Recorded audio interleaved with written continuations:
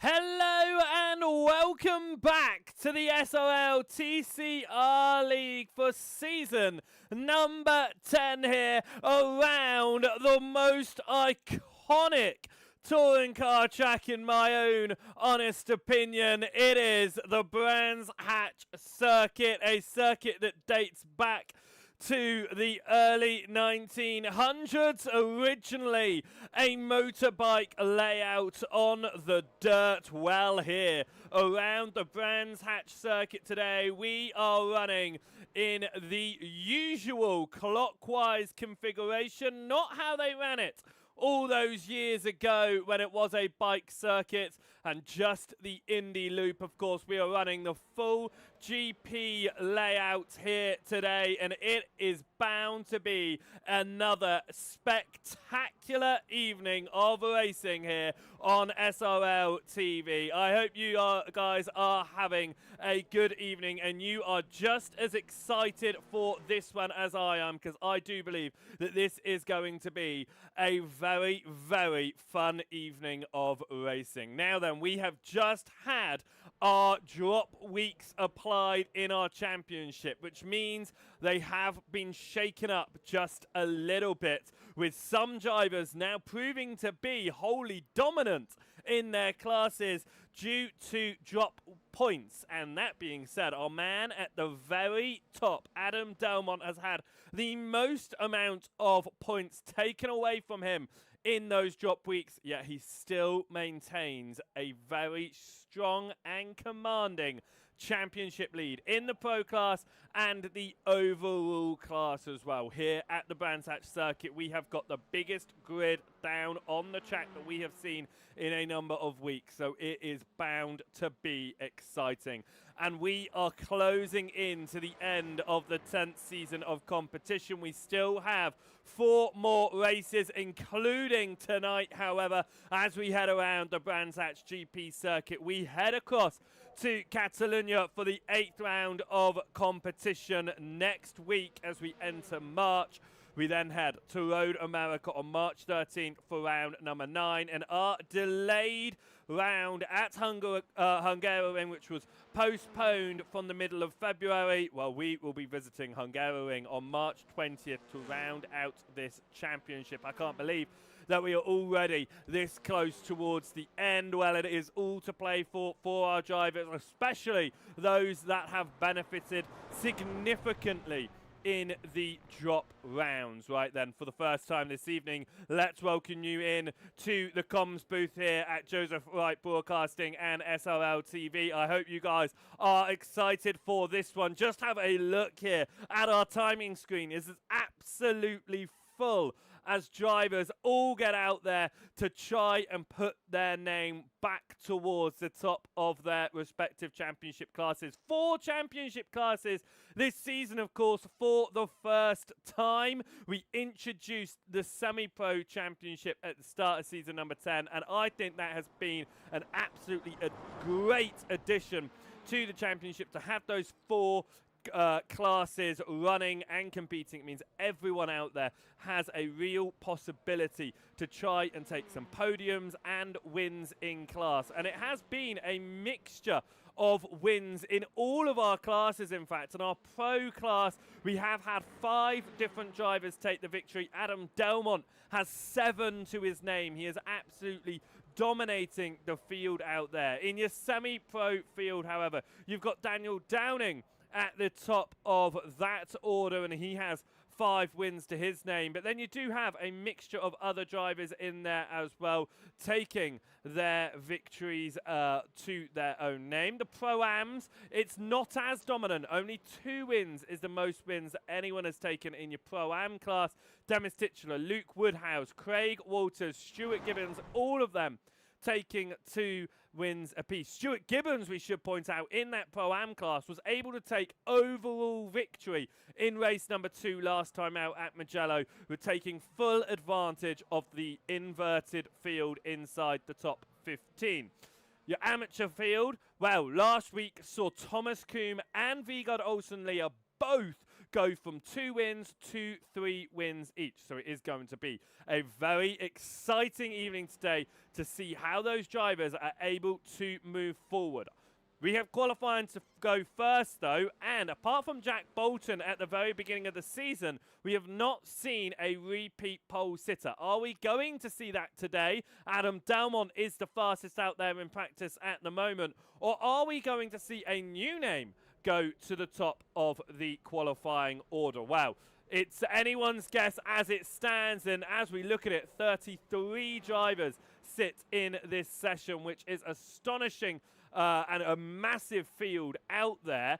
But, of course, we have lost a number of our pro drivers, notably our defending champion, Dan Mould. He backed out of an earlier race in the season. He backed out of VIR due to an injury. He tried to give it a go at Mugello. Of course, we saw him jump the start in race number 1, causing another drive to jump the start. He then jumped the start again in race number 2. He had some issues with his wrist. He will be stepping back from the remainder of the series, which is a real shame this season. We will not see the defending champion try to claw back that championship fight. Will we see a repeat champion, though, in Adam Delmont? It's looking likely right now, and let's have a look at why it is looking so likely at the moment that Adam Delmont is going to take this championship. This is with drop weeks applied. It is 573 points going the way of Adam Delmont, and he has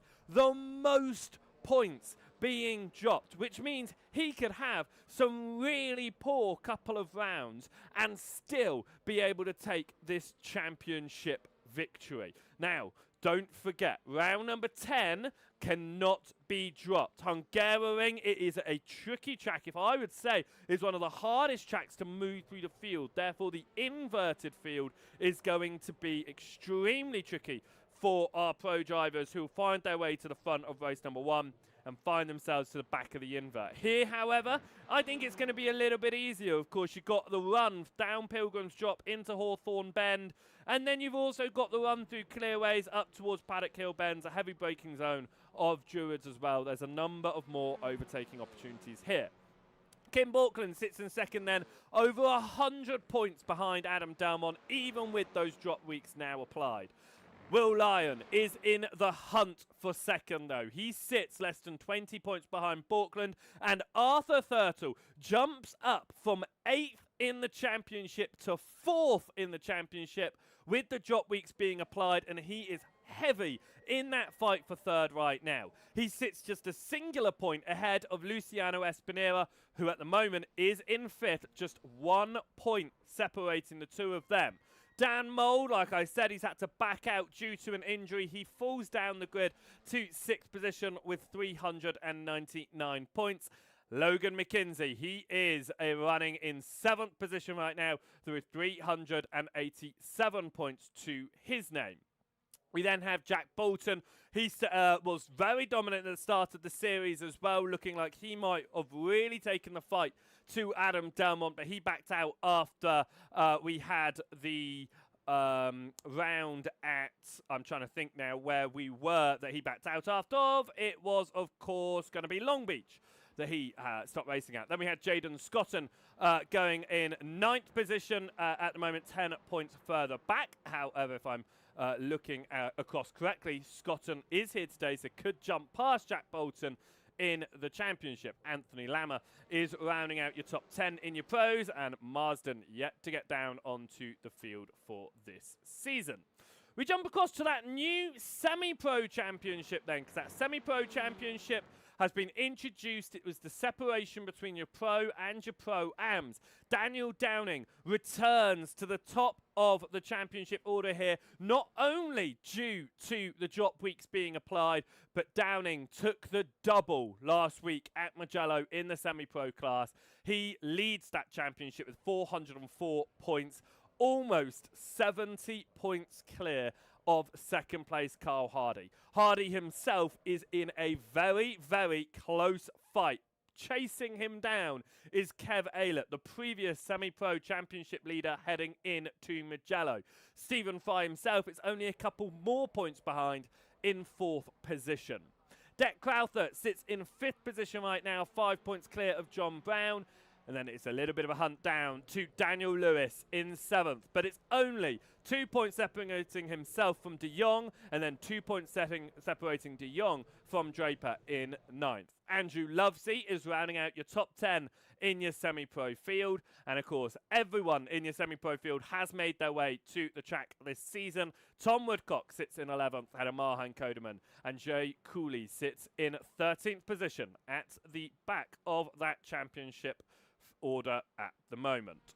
Let's have a little look then at our Pro-Am class. Our Pro-Am class is still being led by Demis Tigchelaar, those drop weeks helping him out as well as he gains an almost 40-point advantage over Jack Brown. Stuart Gibbons, however, has moved up the most positions in any of the classes to move now into 3rd place with 281 points to his name. He is not out of touch with the leaders if he can get some really strong results moving forward. Of course, what would have helped Stuart Gibbons as he took the overall race victory last week. And our drivers heading out there are taking their points based on overall position, not just their class position. We then have Fraser Geraghty sitting in 4th position. He is ahead of Gonzalo Oliveira, and it's Alan McCain who is in 6th position. JB DeJay currently sits in 7th ahead of Paul Hurley. Hurley and Craig Walters tied on 247 points. Kevin Marshall-Say is on 209 points in 10th position. And to the back of the field, we have Lucas Henschel, the last year's amateur champion, with 208 points, and then Luke Woodhouse at the back with 169. We're yet to see James Colden make his way onto the field. And then last but not least, it's the amateur field where Vegard Olsen Lia walked away with a 3rd class victory out of Mugello alongside Thomas Coombe, but some stronger results for Olsen Lia means that he is leading the amateur championship right now. He was tied on points, of course, with Torburn Mail. Heading into the Mugello rounds, a bad weekend for Mayo meant that he lost a lot of points. Anyway, the drop weeks have not worked out in his favour either. He's down to 4th position right now, 4 points behind Ben Gibbons, who's also found his way up the championship order. Jeff Saunders currently holds on to the top 5 ahead of Scott Malcolm and Chris London. It is then down a bit of a way to Aaron Matthews and Andy Littler. Yannick Van Reenen at the back of the top 10 in class.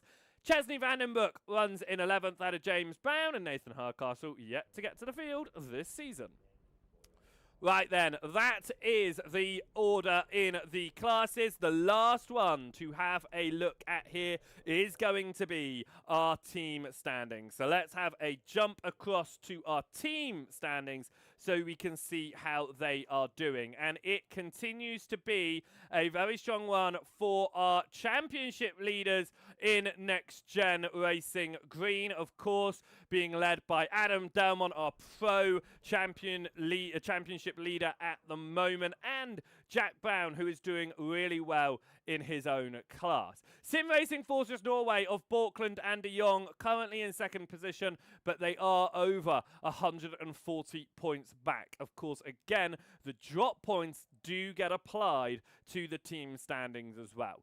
SRL Rosso are the strongest of the SRL team. They are up in 3rd position, and you can see the rest of the teams over on the left-hand side there. As you can also see our drivers heading out here as qualifying gets going. So as we just have a little look at our team standings, and I'll leave that up for a moment, we will get down onto the racing track as well, which I think is going to be extremely interesting to see what some of our drivers are going to be able to do around this circuit. It is a rather interesting circuit to try and get right. There are a lot of slow corners, a lot of fast corners. It is a bit of a mixture around here, and as drivers head out on their outlaps here and prepare to get racing, they are going to be thinking, who do I need to follow? Who is going to help me out the most here?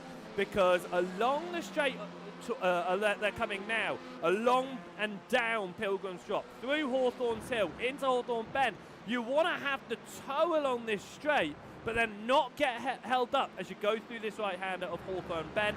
or this entire section, in fact, as you go through Westfield Bend into Dingle Dell and Sheen Curve as well. You might want that bit of a distant toe as you're coming through Clark Curve and up towards Brabham Straight.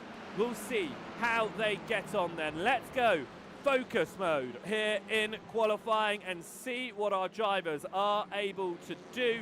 We are watching right now Paul Hurley, who sits in your Pro-Am field. If you're unsure of our classes, the reds will be your amateurs, the purples are your Pro-Ams, the greens are your semi-pros, and your blues are your top class, the pros. Right, across the timing line goes Paul Hurley. We ride on board here up towards turn number 1 of Paddock Hill Bend. Already smoke and gravel being kicked up into the air as we push it up towards Druids here. Get heavy onto the brakes. Try to keep it in towards the apex on the right-hand side.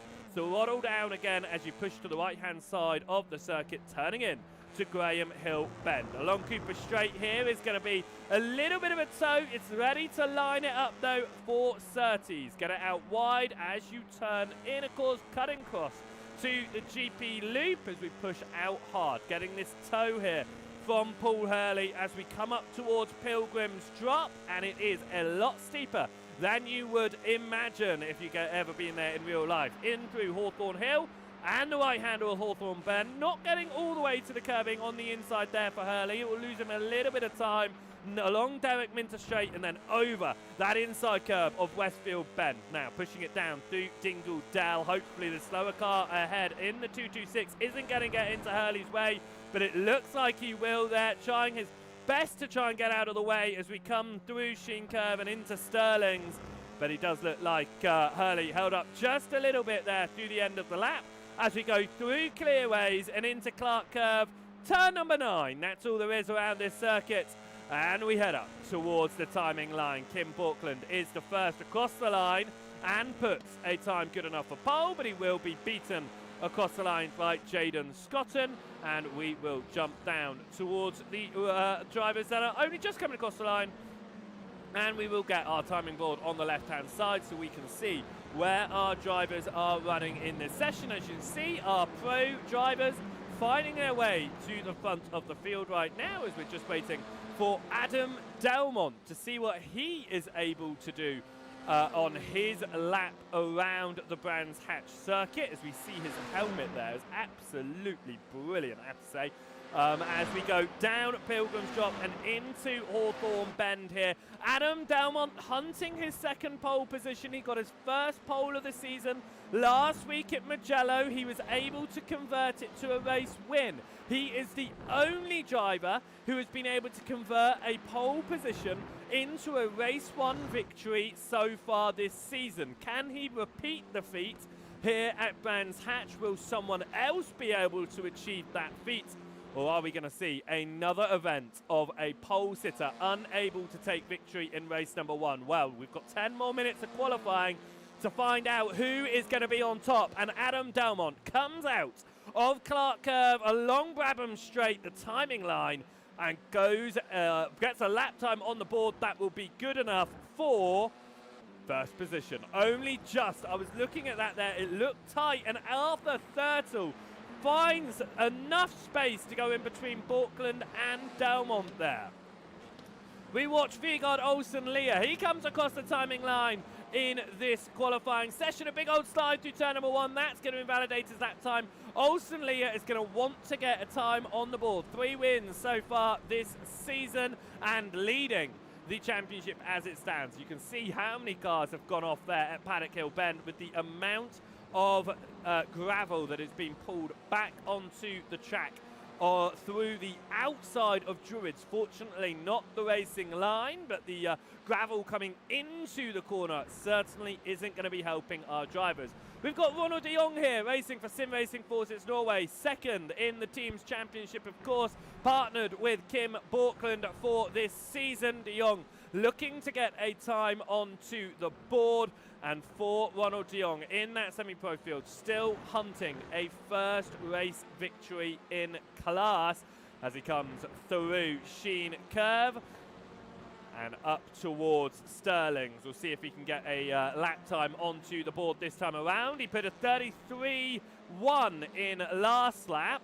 It wouldn't have been a great lap time, but it was also invalidated, which is why we're yet to see De Jong on the timing screens on the left-hand side. We come up towards the timing line as Jack Brown moves into 7th position, and Arthur Thurtle was provisionally in pole position, knocked straight away by Jayden Scotton. Ronald de Jong comes across the timing line there to go 6th in class, which is good enough for a 13th position overall.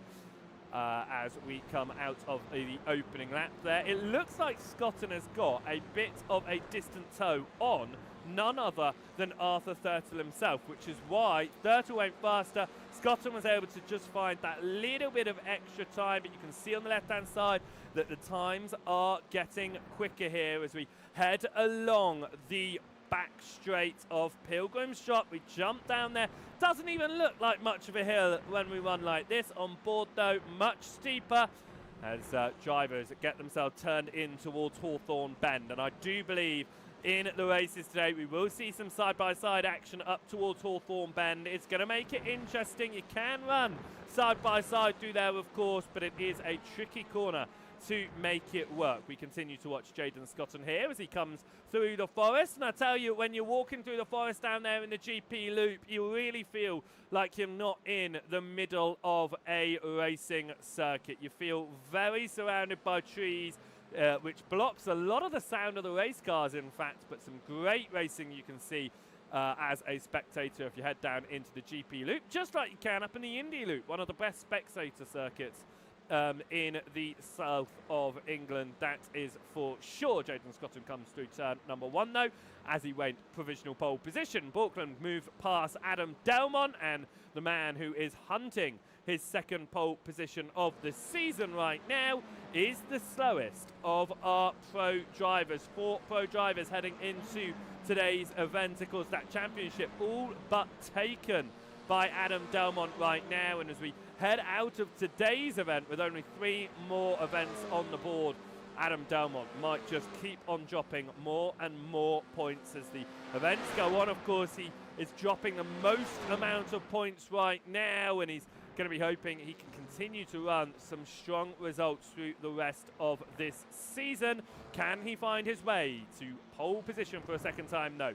Jayden Scotton, who is provisionally in pole position, is hunting his first pole of the season. In fact, so is Arthur Thurtle. 2 of our 4 pro drivers yet to get themselves onto pole position. Tom Woodcock and Luke Woodhouse are the best of the rest right now. Woodcock leading the semi-pro field, Woodhouse leading the pro-am field. And it is the man second in the amateur championship, Thomas Coombe, who leads the amateur field right now as Kim Bjorklund finds time to place himself on provisional pole position. It was an improvement in lap time for Adam Delmont, but it was not enough to move up the order. Semi-pro leader right now in the championship, Daniel Downing, moves into 2nd place in class. He sits 6th position overall right now as we head up towards Graham Hill Bend.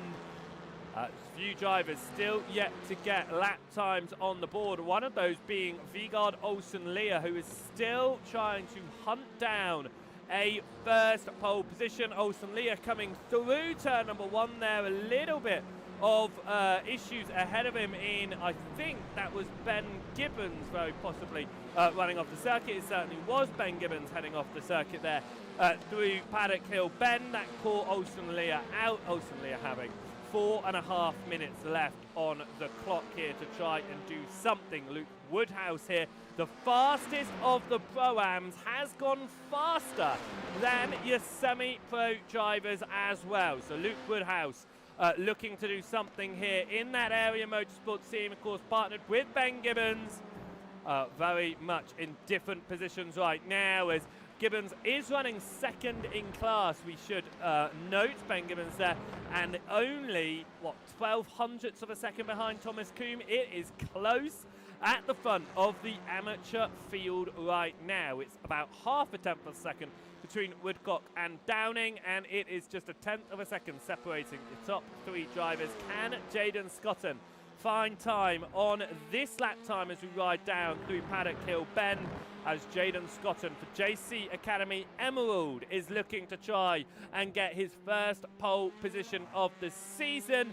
Scotton yet to take a race victory this season as well. He's had a couple of strong results, a couple of unfortunate results as well. It looks like Brands Hatch might be a strong one for him today. As we look on the left-hand side there, a lot of drivers. This is their home race of the season, of course, racing under various flags of England and Britain. Kev Aylett is close to home as he can go, being from the Isle of Man, of course. Alan McCain coming from Northern Ireland as well on the left-hand side. You can see those flags. Just a jump across into the UK and into England, and looking to see what he can do here around Brands Hatch as we, of course, take the touring cars global around the world. And Kim Bjorklund right now looking to upset a lot of the Brits as he's the man on top of the pecking order here in qualifying. Jaden Scotton not happy with his lap time there, backing out towards the end of his lap. He'll have one more go at this to see if he can knock Bjorklund off of pole position.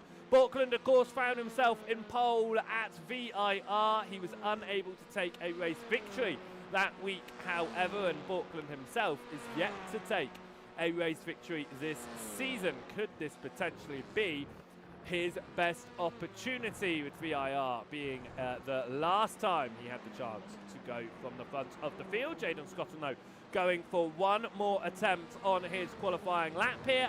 Haven't we seen everyone place lap times on the board? Mark Draper is yet to get a valid lap time on the board and yet to go out onto the, well, not out on the track at the moment to do that, as Stephen Fry is out on track, of course, partnered with Dan Mould, who's had to unfortunately step back for an injury, which means that Fry is carrying the SRL banner on his own now. They are currently third in the team's championship. How well will Fry be able to maintain that strong start to the season from the SRL Rosso team? Luke Woodhouse right now continuing to lead all of our semi-pro drivers. He's running with the 447 machine, fifth position, as Stephen Fry pushes it just a little bit too much there. It looks like quite a lot of our drivers have come down pit lane.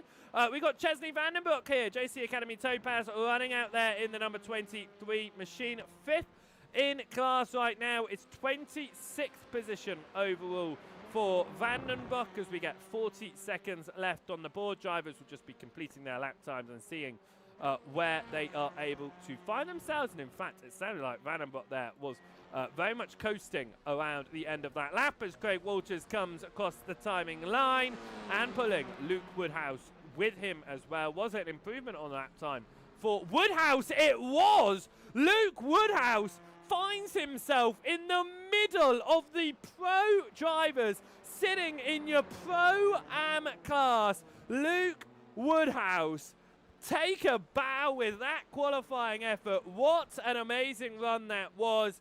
Less than a tenth of a second behind Kim Bjorklund there. Drivers just finishing the end of their laps here. And as we take a moment, I'm just going to remind you of how this event works, because we have got a 20-minute race coming your way now. We will then get another race coming up after that. That will be for 25 minutes of racing action. That being said, then let's get to the grid so we can find out how this one is going to begin as we prepare for race number one.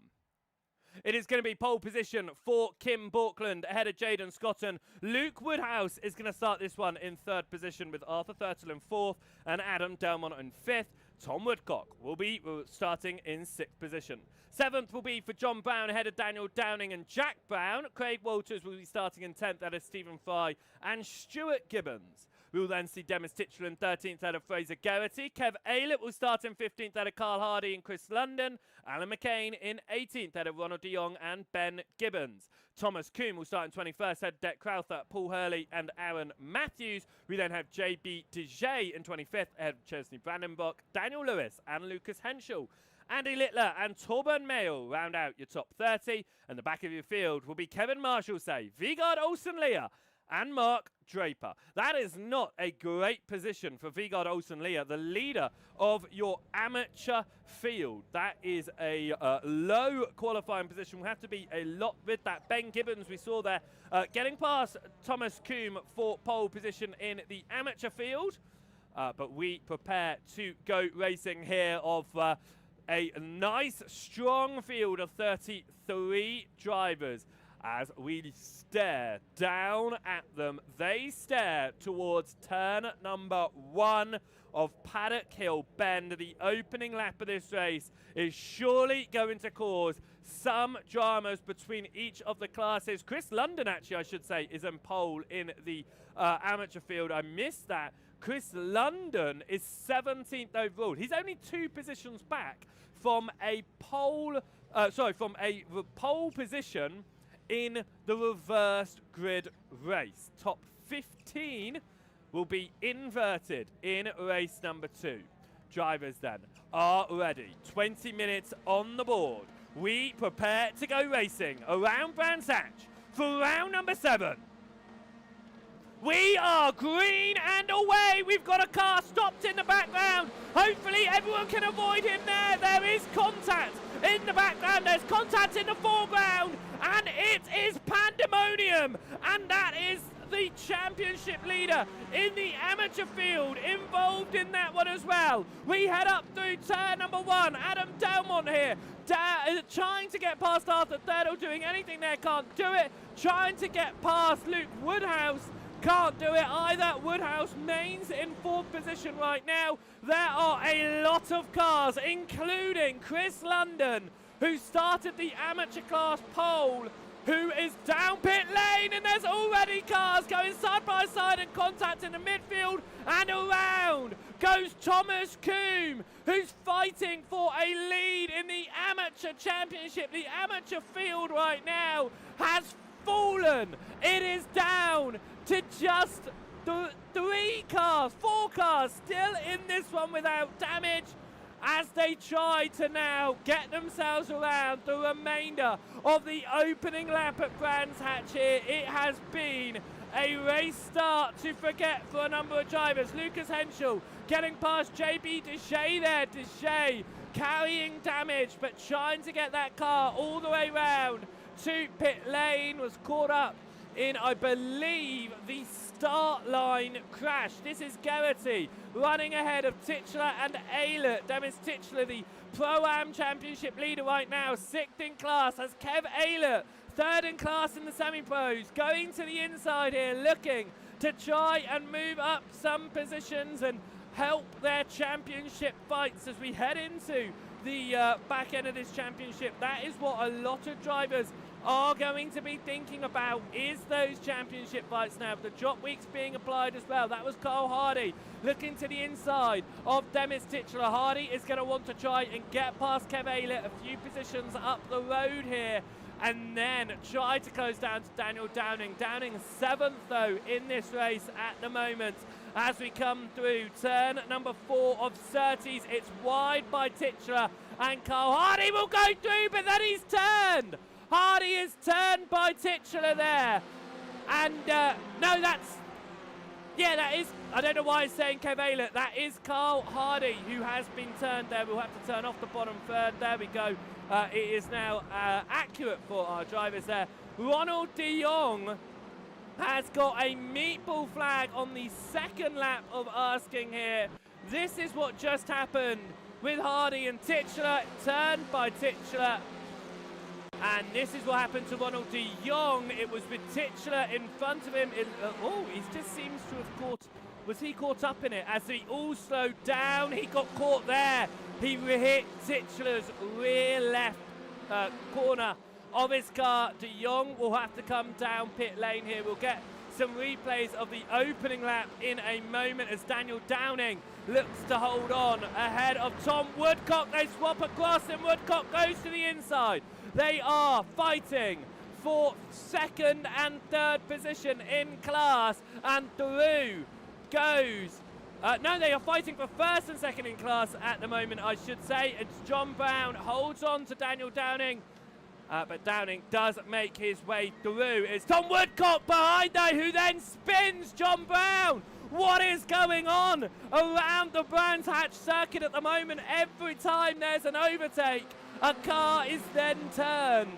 As we head along down Pilgrim's Drop here with Woodcock in second, Downing now leading this field of semi-pro. Stephen Fry, third in class, has Jack Brown between himself and the leaders of this class right now.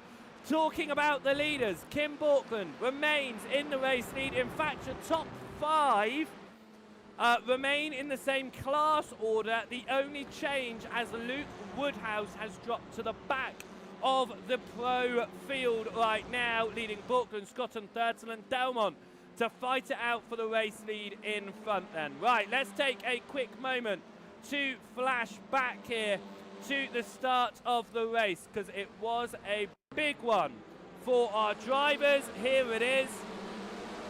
A lot of issues as drivers get through. And was that, I'm trying to figure out who that was stopped on the line there in all of that one, because I cannot figure out the livery off the top of my head there, as Paul Hurley returns to the racing track after issues himself there, as drivers continue around. I think it was Lucas Henschel who stopped on the line that ultimately caused this collection. Look at that, it was contact ahead that immediately caused issues, and then it was just piling up behind. Dejay got his damage from that one, and it was just a huge amount of cars involved in that one. We then saw a bit further around the lap, Mayle finding himself spun once again. We saw Thomas Coombe, we saw that one live. Thomas Coombe getting spun in this accident. Spun by the Blaze design machine initially, then caught Ben Gibbons, and around he goes. This was then the Karl Hardy incident that we saw. Up at the top of the screen there, and then this was John Brown being spun, heavy hit with the wall.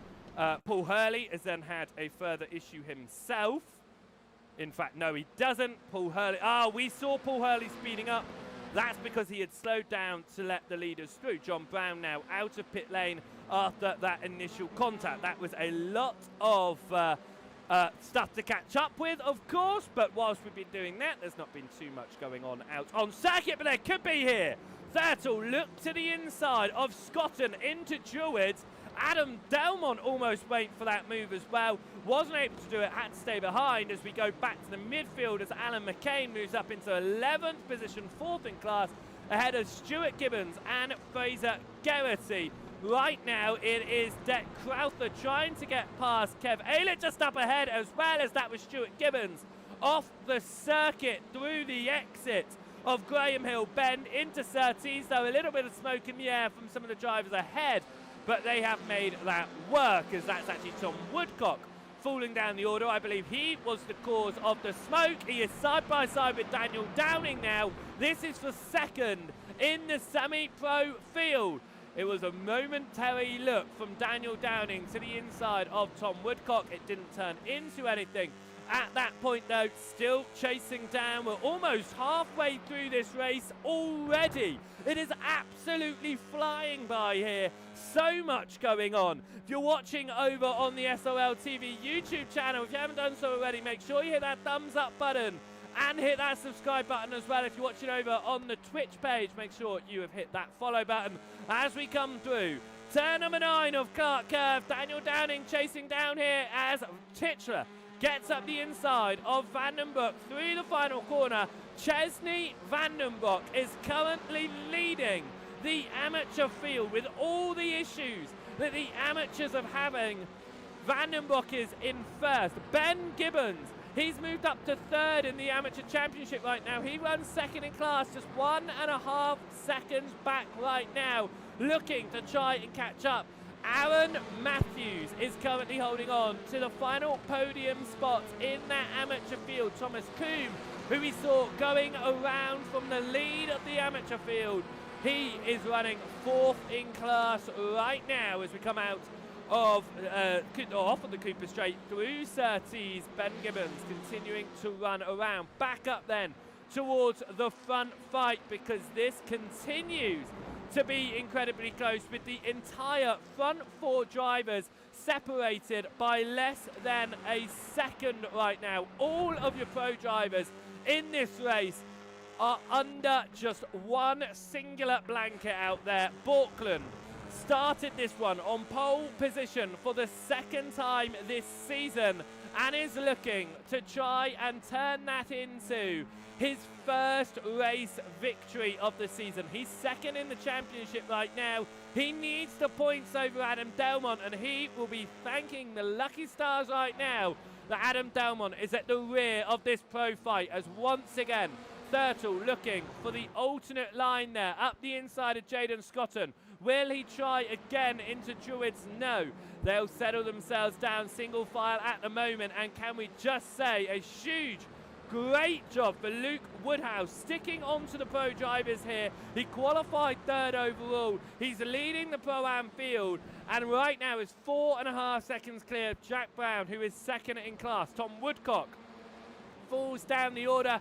He has gone off and around at Druids. What has happened here is he's tried to get up the inside of Stephen Fry.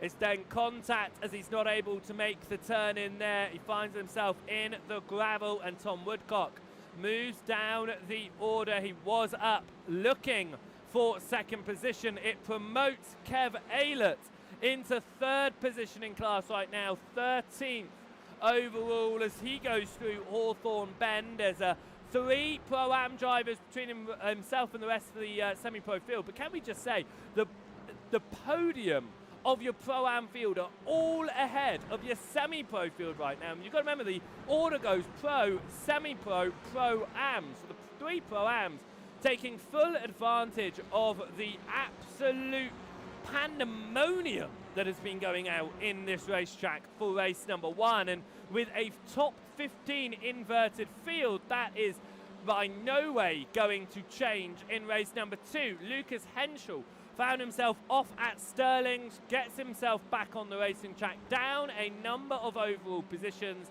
He sits 8th in class right now, down to 20th at the moment.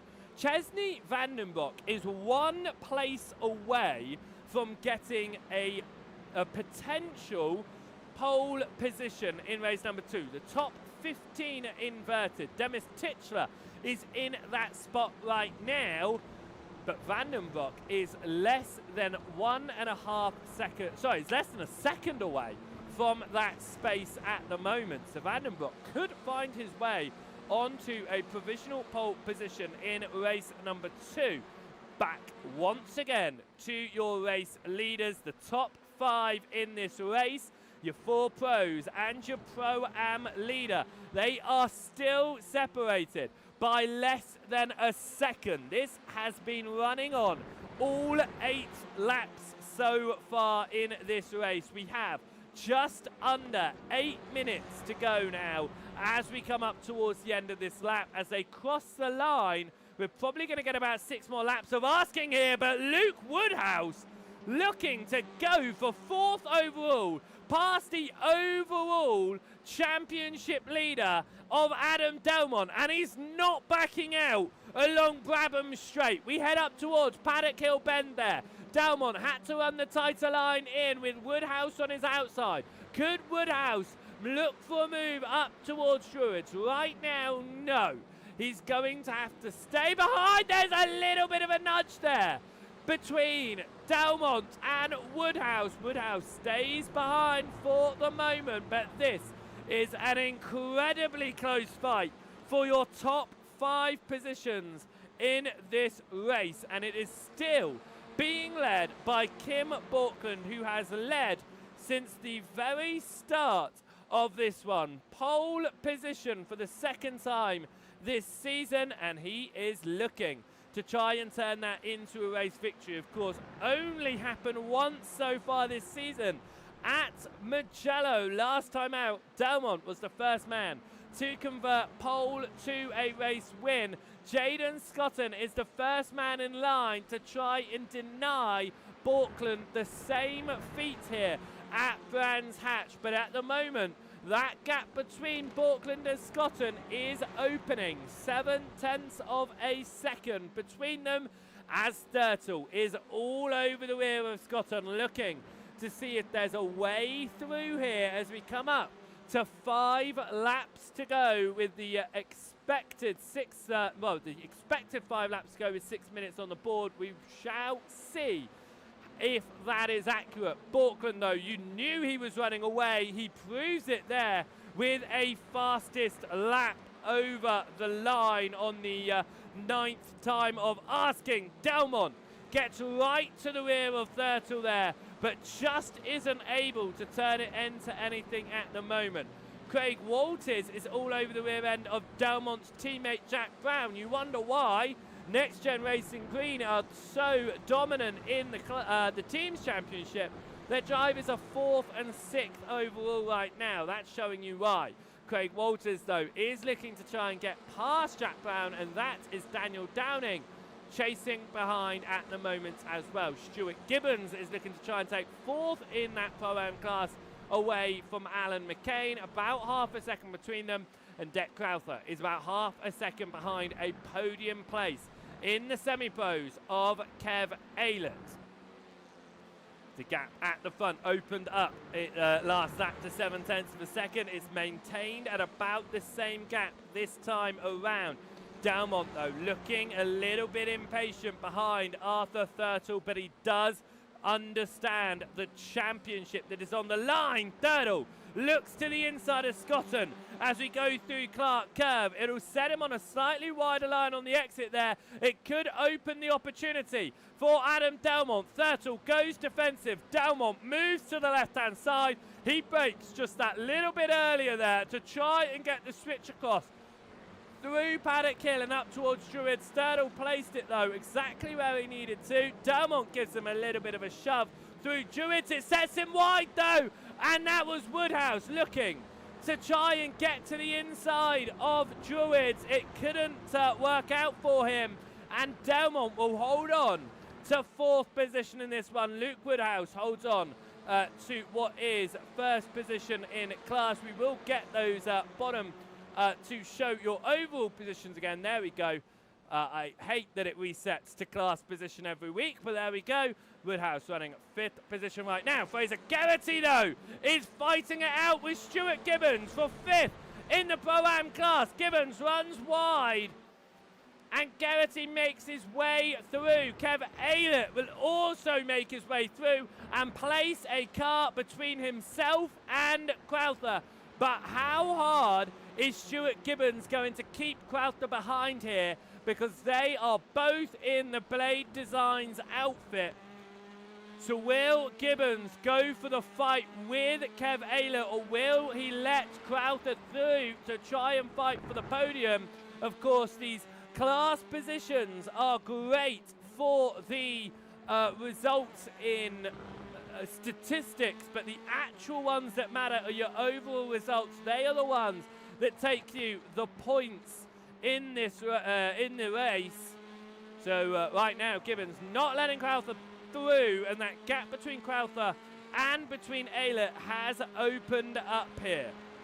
It's about 0.3 of a second, so it's not a huge amount, but it is opening up just a little bit. A few laps to go in this race right now, and Luke Woodhouse is still chasing down the leading pro drivers as we come through Surtees out of turn number 4 now, and along the long straight here. Lights flashing there from Jaden Scotton, potentially trying to distract Kim Bjorklund at the very front of this one. Thurtle himself has fallen off of Scotton, so he is going to be under attack for this 3rd position, being chased by Adam Delmont right now is Arthur Thurtle.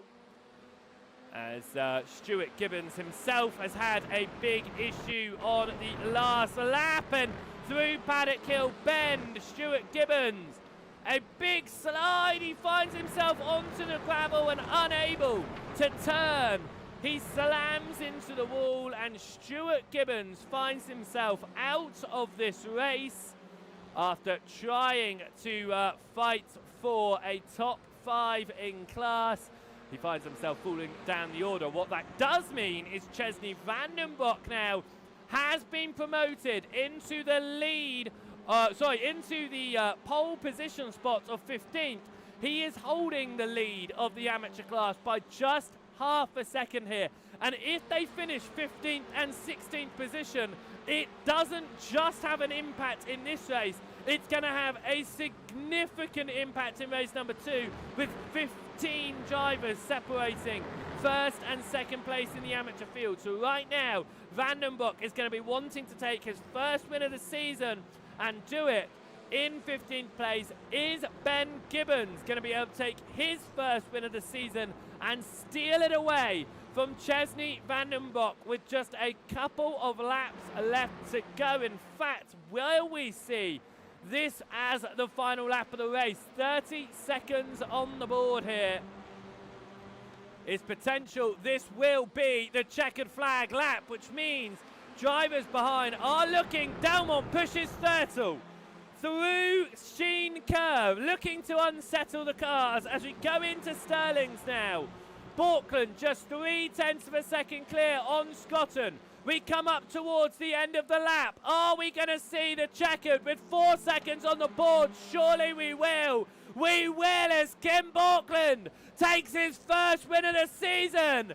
But the entire top 5 are separated by 1.5 seconds. 1 second, I should correct myself. But a winning class for Luke Woodhouse and Daniel Downing. Who is going to come out on top of the amateurs? It's Chesney Vandenbroek who will win the amateurs, and he will find himself on pole position for the second and final race of the day. What a great race that was, though, for all of our drivers. We still have a few left to turn laps here and try and get some points on the board here in race number 1. Race number 2 coming up in just a moment's time. We'll talk you through the results of race number 1 as JB Deshea, one of the many cars that had to come down pit lane and serve a meatball flag on the opening lap of the race. It was carnage for a lot of our drivers. Aaron Matthews holds on to a podium in the amateur class. Craig Walters in the Pro-Ams. And Kev Aylett kept Det Crowther at bay and managed to hold on to the 3rd position in class. Garrity moved his way back past Kev Aylett in their little fight that was going on there then. Right. Let's have a look at our results then from race number 1 of the day around the Brands Hatch circuit here for round number 7. Kim Bjorklund takes his first win of the season overall and in class. Jaden Scotton coming home in second ahead of Arthur Thurtle, and Adam Delmont managed to take home 4th. Luke Woodhouse, a very strong run in the Pro-Am class, took 5th position, and those top 5 separated by just over 1 second. Jack Brown came home 2nd in class, and Daniel Downing won the semi-pro field ahead of Craig Walters, the final man on the Pro-Am podium. Stephen Fry took home 2nd in the semi-pros ahead of Alan McCain, who rounded out the top 10. It was Fraser Garrity who came home in 11th. Kev Aylett took home the final semi-pro position podium ahead of Det Crowther. Demis Tigchelaar took home 14th, and Chesney Vandenbroek, winning the amateur field, will start race number 2 on pole position. Then Ben Gibbons will cross the line in 16th ahead of Tom Woodcock. Aaron Matthews coming across the line to take 3rd in class. Mark Draper came home in 19th, and Thomas Coombe after going around early doors, came home 4th in class and 20th overall. Lucas Henschel came home 21st position after stalling on the line, which caused the massive pile-up in the end. Not his fault for the contact, of course, but issues with getting off the line. Ahead of Ronald de Jong, who finished in 22nd, and Daniel Lewis in 23rd. Karl Hardy came across the line in 24th, ahead of Vegard Olsen Lia and Torbjørn Mail. Both of those getting involved in the first lap accident on the line as well, the two teammates. JB Deshay came home in 27th, and a lap down was Kevin Marshall, John Brown and Paul Hurley, rounding out your top 30. It was then Chris London and Andy Littler in 31st and 32nd, and Stuart Gibbons retiring out of the race after we saw that turn 1 accident, of course, through Paddock Hill Bend. What a great race that was then for a number of drivers, and we will take just a moment to catch on to one of those drivers and talk about that race if we can out of that one, because it was a very, very strong running for a lot of those drivers as they went around. We are going to pull into the field here one of the pro drivers that was involved in that fight going on all race long. Arthur, it was an amazing fight, all 4 of the pro drivers within a second. It was a race-long battle. How did you find it? Yeah, it was good. Yeah, I think I had the pace on Kim and Jaden, but then they both kept making little half mistakes, but there was never a mistake big enough for anyone to get alongside anyone. The only bit of action was really when Delmont missed his braking point and shoved me up the rear. It was a lot of following around, that's for sure. Of course, race number 2 then, you are going to be running around from the bottom end of the top 15. Do you think there's going to be opportunities to make your way back towards the front, or do you think it's going to be a trickier race this time? As far as reverse grids go, it's going to be tricky because it is so difficult to overtake here, but I'll probably end up following Delmont and hopefully getting top 5.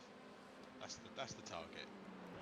A top 5 is an ambitious position in a circuit like this one. We saw a lot of cars going around early doors in race number 1, including 7 cars on the start-finish line. Are you worried about the incidents that may happen before you get towards the front?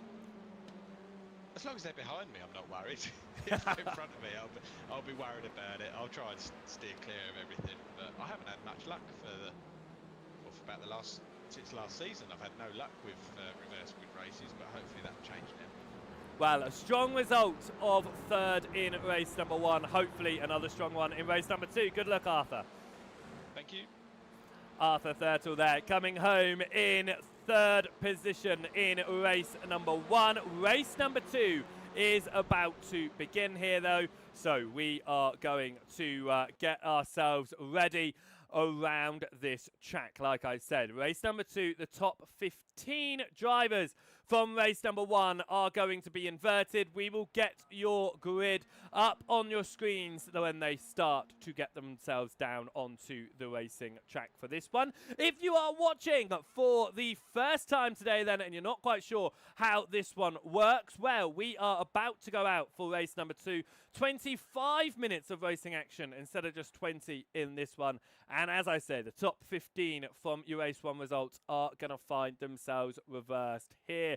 We are ready for this one. I sure hope that you guys are, as we are broadcasting live on SRL TV. So if you're watching over on the YouTube and you haven't already done so, hit that thumbs up, hit that subscribe button so that you can see all of these wonderful Friday night TCR races. And if you are over watching on Joseph Wright Broadcasting over on the Twitch side of things, make sure you hit that follow button over there so you don't miss any of the broadcasts. 6 broadcasts coming at you across the course of this weekend, so it is full on action over on the Twitch side of things as well. Right then, let's get ourselves down and have a look at the grid for race number 2.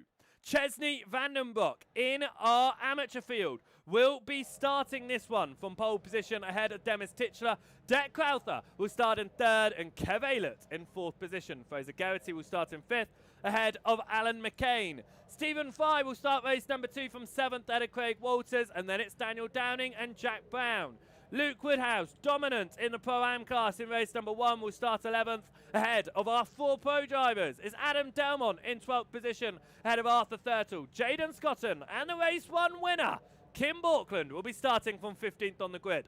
The rest of your field then will go across the screens for you, but it will be in the same order as the race 1 results. How is this one going to go? We had carnage on the grid in race number 1 with a stalled car leading to some big instance. We then saw a number of cars around early doors as drivers tried to make their way through various positions. What is going to happen here in race number 2? Are our drivers going to be able to find their way around this track in a safer manner? Well, let's find out and see how we get on, of course, and see if any of our pro drivers are able to make their way through to the front of the field, or for the 3rd time this season, are we going to see a non-pro driver take an overall race victory? It happened at round 4, Summit Point, race 2 for Stephen Fry.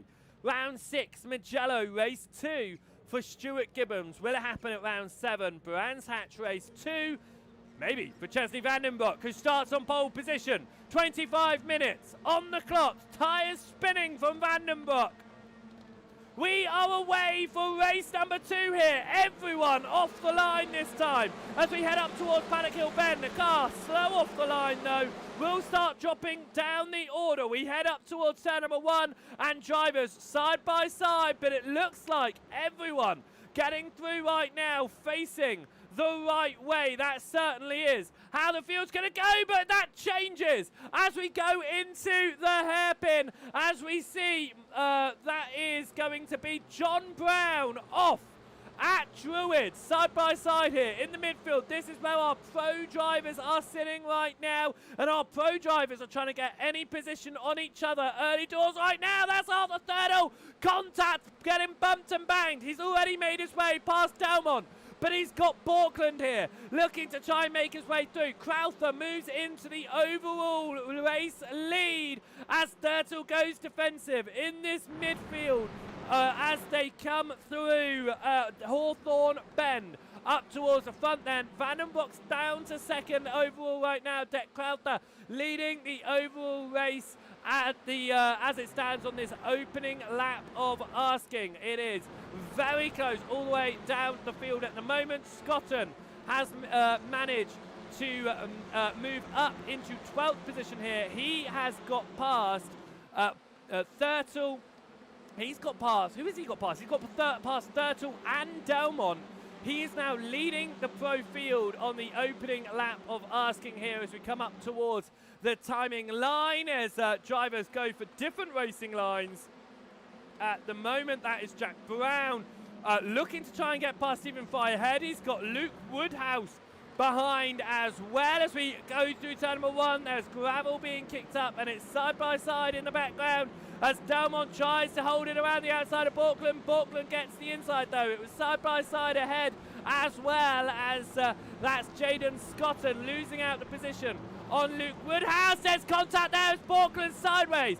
It's 3 wide in the middle of the field. They settle themselves 2 wide here, and that is going to be Thomas Coombe looking to find his way past these drivers as well. He's hunting down Ben Gibbons, who's running side by side with Adam Delmont as we come through the back end of the lap here, but Ben Gibbons makes his way past Adam Delmont, and our pro drivers are starting to go the wrong way through this field. Bjorklund overtaken by Coombe, but Bjorklund gets that position back as Delmont has issues. Adam Delmont is out of the race. Championship leader is contact with Ben Gibbons there, and he pulls to the side, and I'm not sure why he pulled to the side there. There was no meatball, no major damage on that car. But that means this is likely to be a drop week now.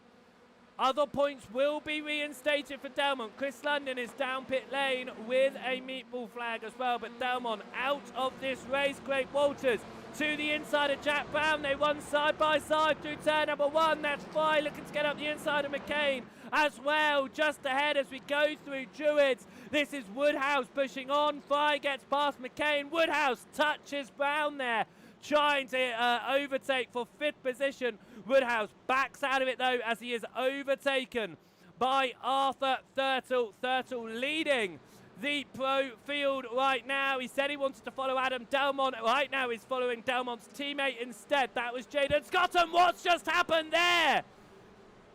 What just happened? It almost looked like Arthur Thurtle came to a stop on the exit of Surtees.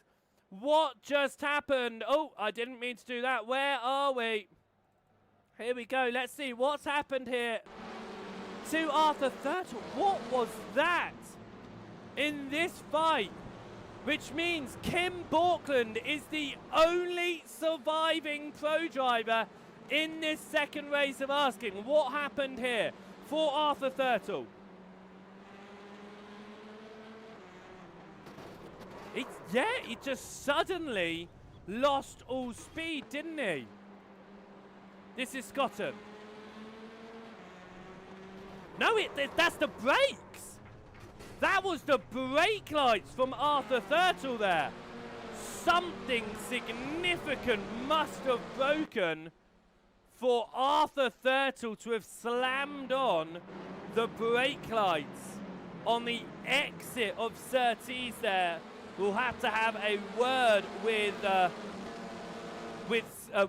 what on earth happened there. I'll have to try and catch up. I'm sure that I won't be able to speak to Thurtle at the end of this race, but hopefully before next week I'll be able to have a word and find out what happened in that incident, as this is Demis Tigchelaar looking to try and take 2nd position overall off of Chesney Vandenbroek here. They run side by side down Pilgrim's Drop and up towards Hawthorne Bend here. Tigchelaar trying to hold on the outside of Vandenbroek. Vandenbroek keeps the speed though and will hold on to 2nd position in this race ahead of Tigchelaar. Daniel Downing is running 3rd right now, looking to try and get past Kev Aylett in the semi-pro field. Downing looking to try and get as many points as possible onto the board here as we come through Stirling's, and it is side-by-side action from multiple drivers. Once again, Vandenbroek is looking to hold on to his position, as that's Geraghty now trying to take the lead in the Pro-Ams past Demis Tigchelaar. They run side-by-side across the timing line. It's going to be the inside for Geraghty here, and he will take that position. And Vandenbroek is just going to take the advantage to pull away. It'll switch over on the exit of Paddock Hill though, and Tigchelaar will return to the inside line here of Fraser Geraghty. They come out of Druids up towards Graham Hill Bend. There's contact is sideways for Tigchelaar. He finds it the right way though, and Geraghty will manage to hold on straight there. Lights flashing though from Tigchelaar. He is not happy with what just happened in that situation, because that was a major move across the circuit there from Fraser Geraghty that took out Tigchelaar. Fortunately for Tigchelaar, only down behind Kev Aylett here, but that was a very strange move for Fraser Geraghty in that one. I'm sure it'll be one of the many incidents at the end of today's races that are going to be looked at from the race stewards, with penalties applied. Of course, there were penalties applied as of last week at Mugello that are either applied in the races at the next scoring round. We don't touch too much on the penalties because it's not really something that you need to focus on when you're looking at these championship fights, but there are penalties that are applied out there, of course, introduced in season number 10, heading out of Long Beach. It was Long Beach that caused them to be introduced, and unfortunately it's something that does need to be introduced when you have fields as large as this one. Of course, it has worked out very well though, the penalty system, and if you want to find out a little bit more about there, make sure you head across to the SRL's Discord, which is shown in the QR code on most of our screens, as well as in the link on the YouTube.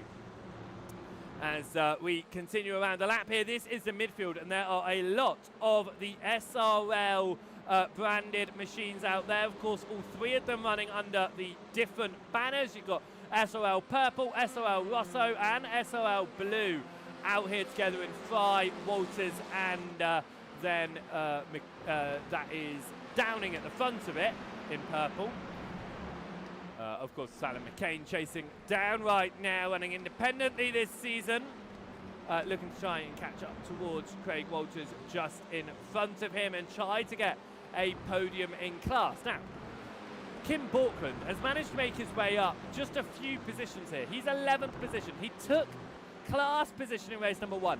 He will take the class win in race number 2, but in 11th position with 15 minutes left on the board here, it is highly unlikely that Kim Bjorklund is going to be taking the overall race victory here, which means for the 3rd time this season in 7 rounds, we are going to see a non-pro driver take race 2 victory. These inverted fields, of course, make them incredibly interesting as Luke Woodhouse has found his way down pit lane. It's not a penalty. There's no meatball, but it certainly does look like it's for damage as Luke Woodhouse finds his way back out again. It was no meatball, but significant enough damage there for Luke Woodhouse that he needed to come down pit lane, and we'll try this one again. We come up towards Surtees here, and it's side by side a little bit there from Tigchelaar and Aylett. Now remember, Tigchelaar looking to try and get past Aylett because he is going to want to fight Fraser. Geraghty once more, talking about fighting Fraser. Geraghty, here comes Aylett to go past Geraghty. Tigchelaar goes to the inside. He's not going to hold back, surely, with the way that Geraghty tried to make the move earlier. Tigchelaar now stuck on the outside, though, as Daniel Downing looking to get to the inside. Geraghty swapped to the inside of Aylett. It remains Aylett ahead of Geraghty. Downing drops behind Tigchelaar, but it is side by side between Stephen Fry and Walters. It's contact between Walters and Fry. Walters stuck on the outside. Drew Sterling's here. It'll give Fry the advantage. McCain looking to try and get involved in this one. Walters will stay side by side up towards Clark Curve, the right-hander, but Stephen Fry keeps the speed on the outside. The 3 drivers, though, their fighting has just cost them time as they drop a second behind those ahead.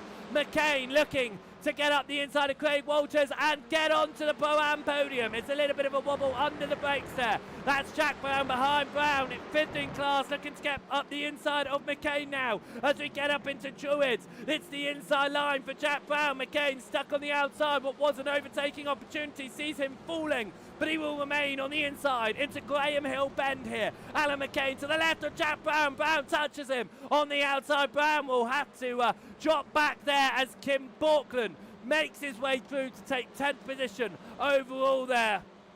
As we come through turn number 4 of Surtees there. Brown onto the grass. No, sorry, that was McCain onto the grass. He tried to get past Brown. As I can't believe I called it turn number 30s. That's how much was going on there that I was trying to process just a little bit too much. Talking about processing a bit too much. This is a fight for 5th, and it was processing an open opportunity for Tom Woodcock to get up the inside of Ronald de Jong. He wasn't quite able to make that one work. Back to Alan McCain, though, 5th in class, chasing down Jack Brown. 4th in class, they have lost that Pro-Am podium chase ahead of him. This is Stephen Fry, though, looking to try and get past Demis Tigchelaar. If Fry can get past Tigchelaar, he can hunt down Daniel Downing, who right now is 3rd in the semi-pro field, but Stephen Fry needs to get past him first. Craig Walters, however, says, okay, Fry, I see you there. I'm going to go for this overtake to the inside, and it is going to stay to the inside line here. McCain onto the gravel in the background, but that's to the inside for Walters of Tigchelaar. Fry is going to try and follow through here. He will be stuck on the outside of Graham Hill Bend. The position goes away of Demis Tigchelaar, and Stephen Fry will have to remain behind in 8th position right now. Now, with 2 Pro-Am drivers between himself and Daniel Downing, Fry looks to the inside through turn number 4. And Tigchelaar runs onto the grass there, so is going to give Fye the opportunity to get the speed here. Along through Pilgrim's Drop and up towards Hawthorne Bend. Fye's going to be stuck on the outside, but we have seen in the past in various series that outside line work for Fye though. He goes for an astonishing switchback move, and Stephen Fye moves past Demis Tigchelaar for 7th place overall in this race. Chesney Vandenbroek has been doing an amazing job in the amateur field lead, as has Dek Crowther at the very front of this field as well. Kev Aylett though leading a few cars up in the chase towards Chesney Vandenbroek here with just over 10 minutes left to go in this one. Karl Hardy is looking to try and take 17th place overall. It'll be 6th place past Daniel Lewis in class if he is able to make this work. Torburn Mayo there running ahead of his, of Paul Hurley and then his teammate Vegard Olsen Lia. Of course, both of them caught up in the race. One accident. We didn't see those accidents this time, however. Karl Hardy comes up towards turn number 1, has dropped off a little bit there in his fight with Daniel Lewis. We return to this gaggle of cars towards the front here. That is Fraser Garrity ahead of Daniel Downing. Craig Walters a little bit further off the back there. You can see Kev Aylett just a little bit further up the road, and Aylett has closed the gap down to Vandenbroek to 7/10 of a second here. So there is an opportunity for this chasing field to get past Vandenbroek. Vandenbroek right now taking a lot of points to his name because Ben Gibbons, who's second in class, is currently 12th position. Thomas Coombe, however, got sent around in race number 1. He is looking to try and close up to Aaron Matthews' teammate. Third position in class. That's what I meant to say. It's the same in class, not teammate, but class position, which would be a podium in class. Ben Gibbons is running around second right now and has had a very strong weekend in class. It looks like he's going to go back-to-back in second place right now. Jack Brown trying to chase down Demis Tigchelaar for this podium in the Pro-Am field. We're less than 10 minutes on the clock here as we come up towards the timing line, as drivers are just heading around at the moment and trying to do anything that they can in this race, including Ronald de Jong, who's looking to just try and take some points. He's running by himself towards the back of this one in 25th position. John Brown also a lap down, running all by himself out there. The first of those out of this one is Luke Woodhouse down pit lane. Right, up towards this front then. This is the train of drivers being led by amateur leader Chesney Vandenbroek. He has Kev Aylett behind, Fraser Garrity chasing, Daniel Downing, Craig Walters. Stephen Fye's then just a second off. He's pulling up the pro leader of Kim Bjorklund. Now, Kim Bjorklund, I would say, might not have a chance to win this one. Still has a chance to get second. He's not actually far off that one. Position-wise, he's down in 8th. He has a bit of work to do. Overtaking needs to be done here as we head up through the back end of the circuit, out of Westfield Bend, through Dingledale, outside of Knickerbrook, probably one of my favourite names on any racing course in the UK. Knickerbrook being at Alton Park, of course. What an amazing story that has behind it.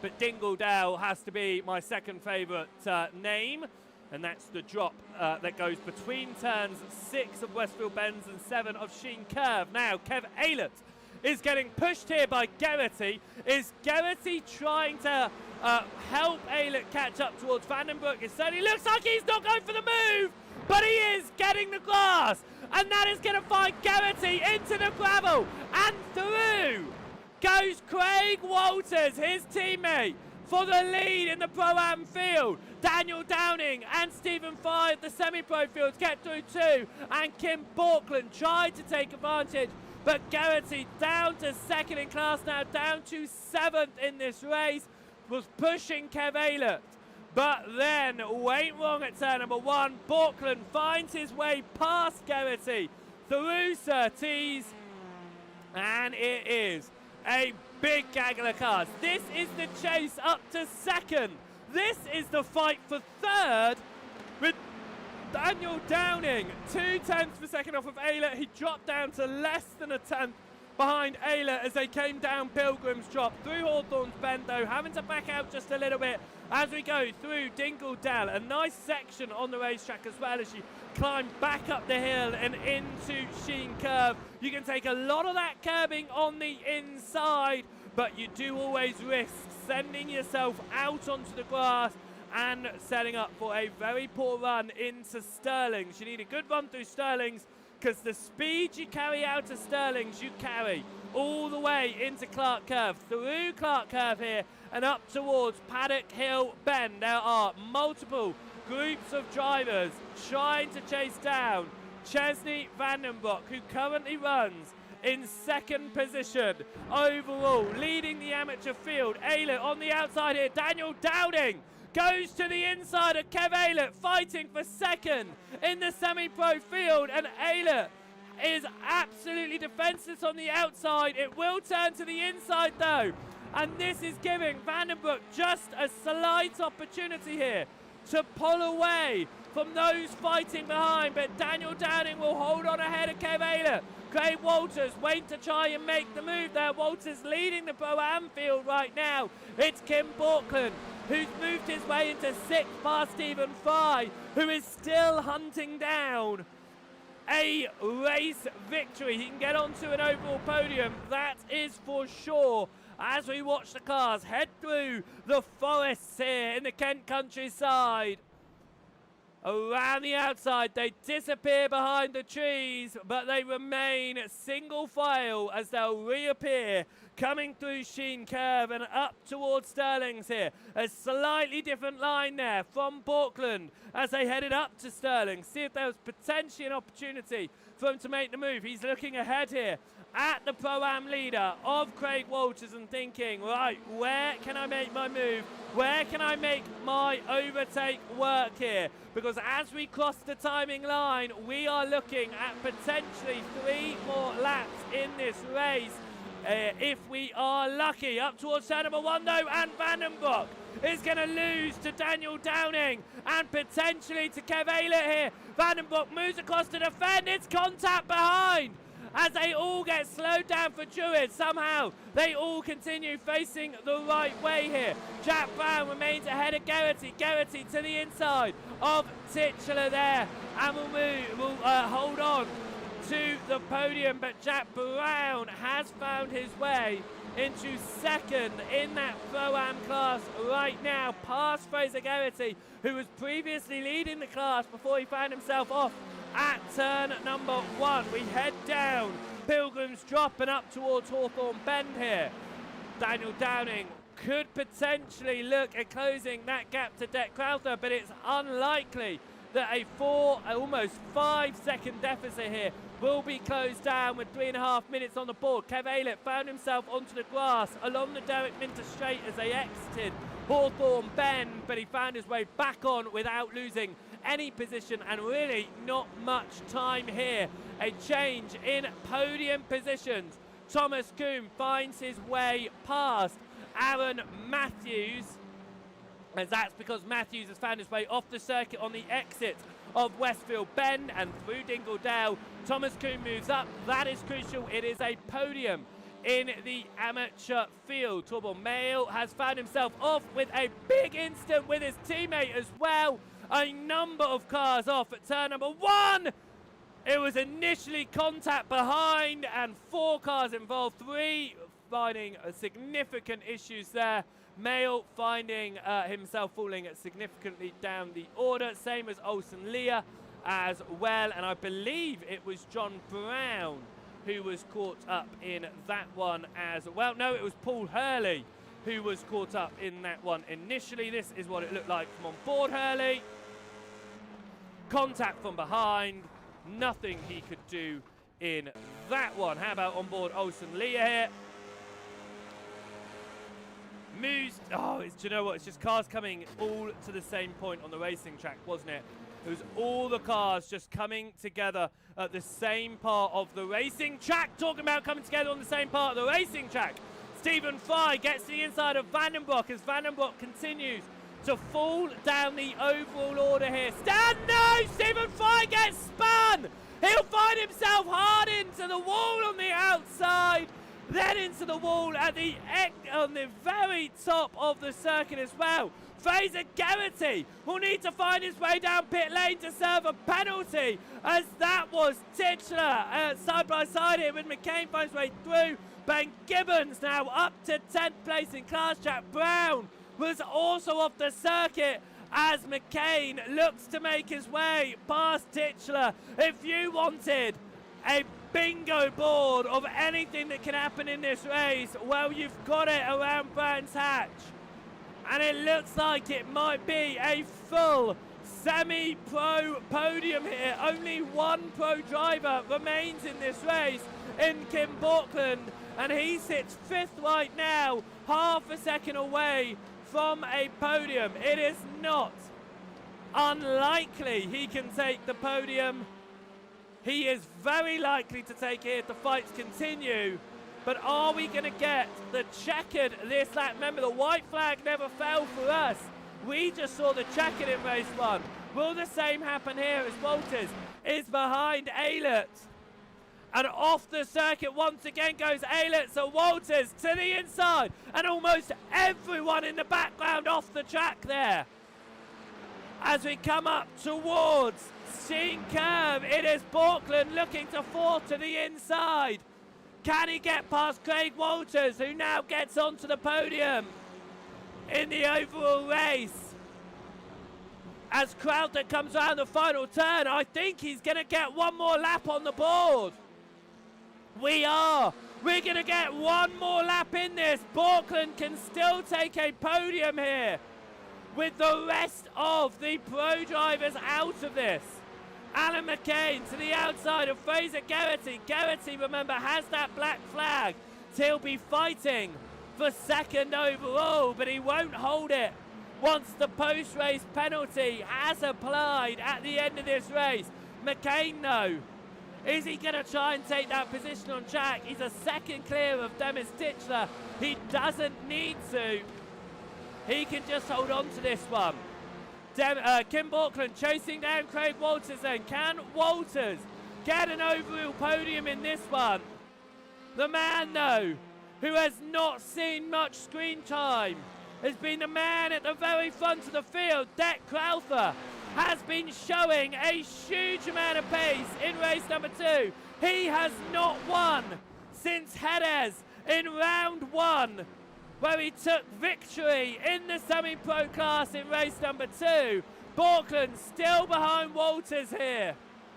But Deck Crowther of the Blades Design team will come home to take his 2nd class win of the season and his 1st overall race victory. Deck Crowther comes around Clark Curve and on Brabham Straight will take the checkered. Daniel Downing will take 2nd. And Craig Walters will keep Bjorklund at bay to take an overall 3rd alongside class victory. Bjorklund takes 4th with his class victory. And Chesney Vandenbroek crosses the line to take home 6th position.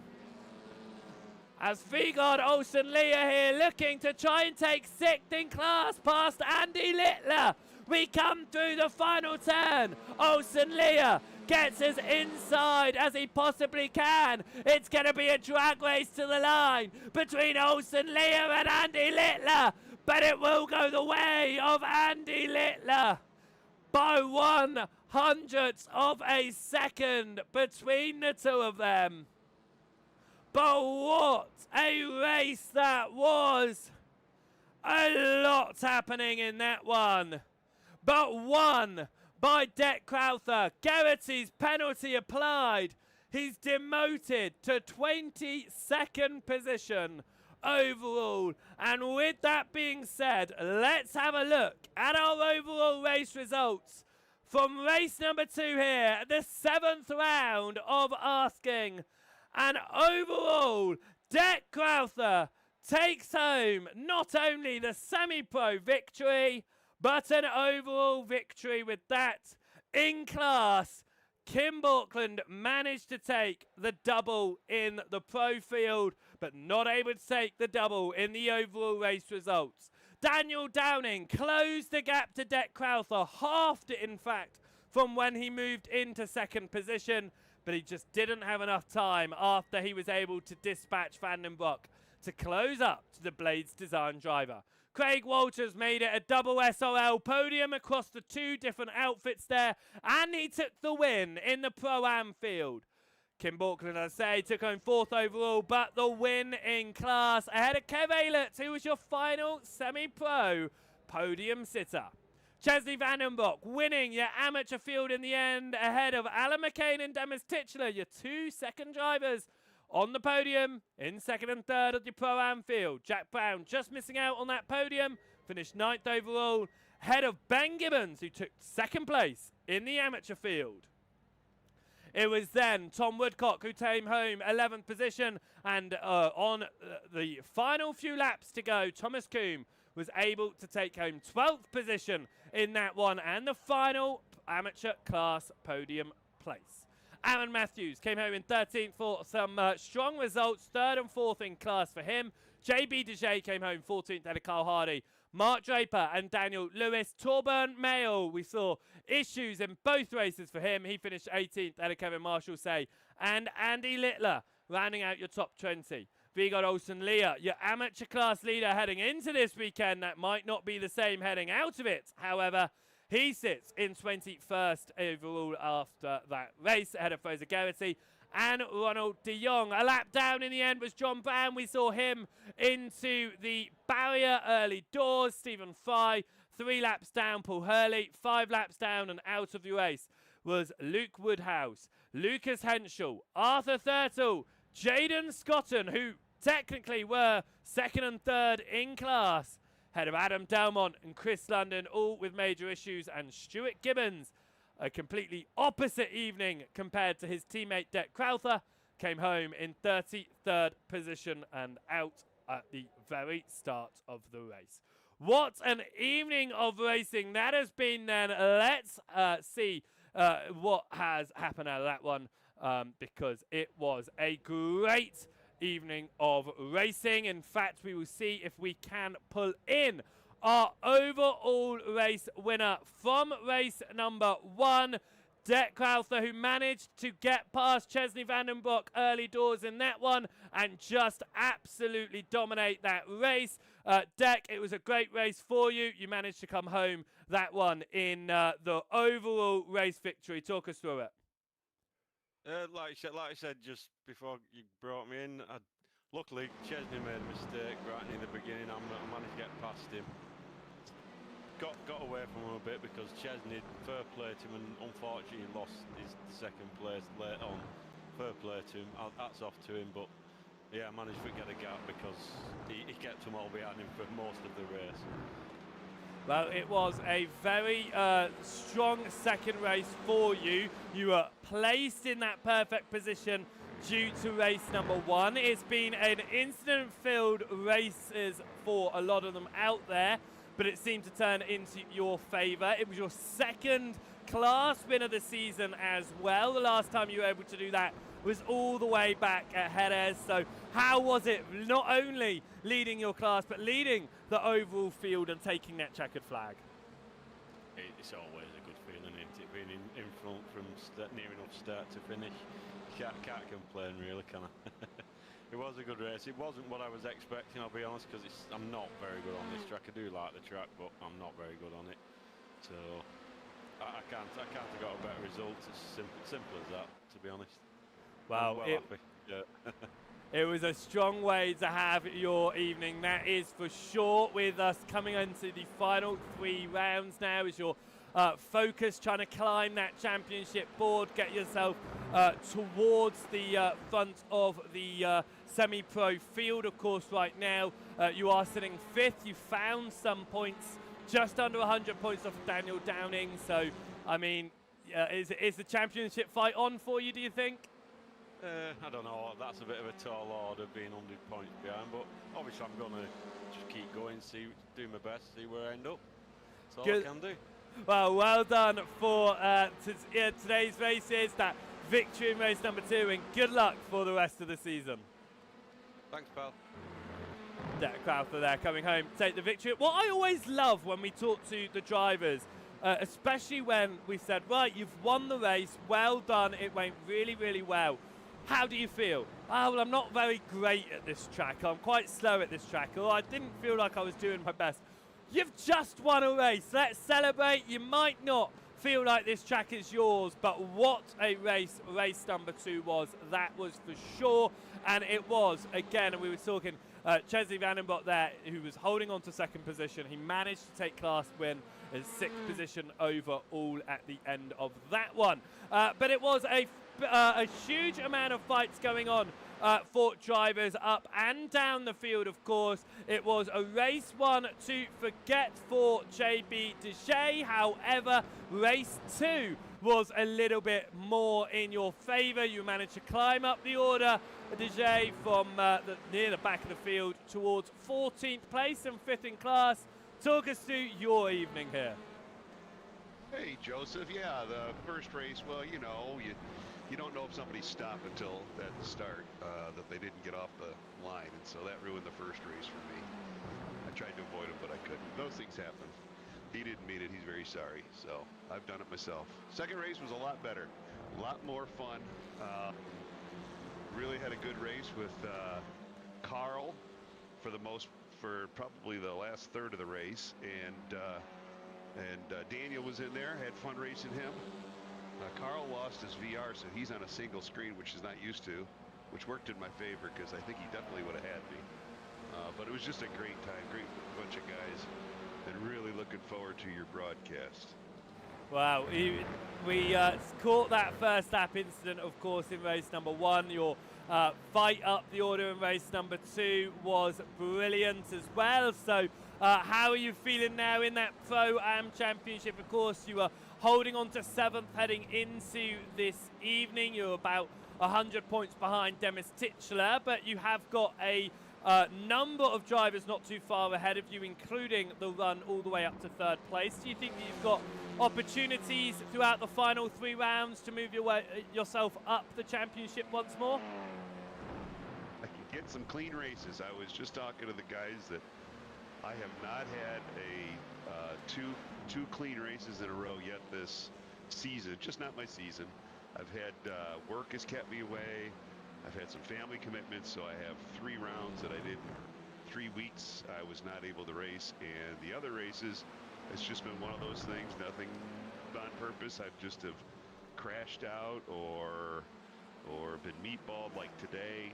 Just something has happened to me, one of the 2 races. So my goal for the rest of the for the last 2 weeks are 2 clean races, and we'll see where we end up.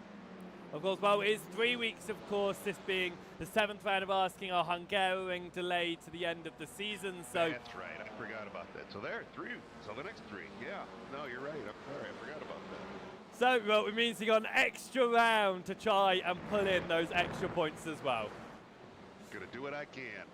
Right, well done for race number 2, and hopefully we can see a weekend where 2 races go well for you, JB. Good luck for the rest of the season. Thanks, Joseph. Take care.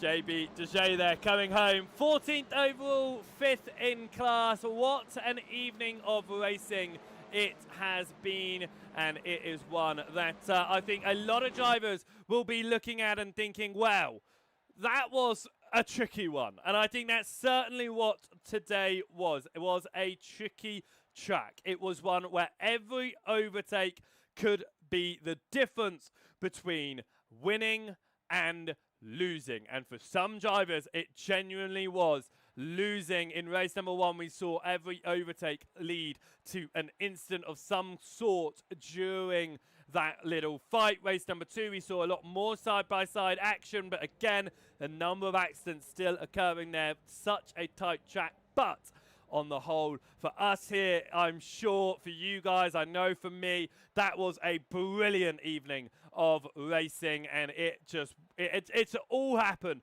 from start to end. It was all going on. Absolutely brilliant. We still do have, as I mentioned there, 3 more weeks of racing. We head to Catalonia in a week's time as we head to round number 8.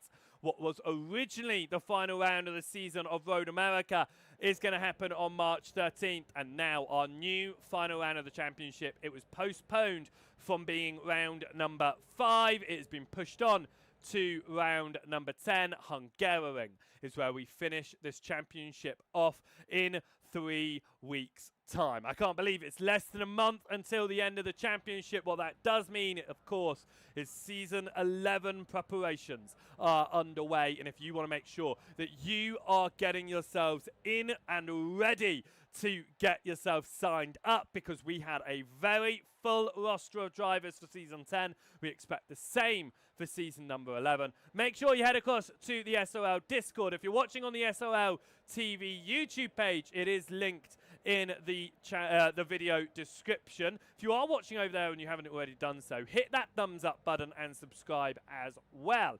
If you're watching over on the Twitch page, well, you do have the QR code over here on the screen as well, so you can head over there to check out the SRL Discord. And if you are watching over on Joseph Wright TV on the Twitch, then make sure that you hit the follow button over there as well. We've got 6 live broadcasts coming your way, including tonight, so 5 more across the course of this weekend. It is going to be very, very busy, so hit that follow button over there to watch it all. Now here in SRL TV, we've still got 3 more rounds of season number 10. It is going to be absolutely brilliant. Of course, last week's highlights have been delayed in their release. They should come out by the end of the weekend. But to catch all of the highlights of the season so far, make sure you head across to youtube.com/@Joseph Wright TV, and you can watch all of the SRL's TCR League's highlights from when we stepped into the commentary booth halfway through season number 9, all the way through to season number 10 from last week as well. And then this week's highlights will be up before round number 8, and I'm going to guarantee that one. So make sure you check out and subscribe to that YouTube channel as well.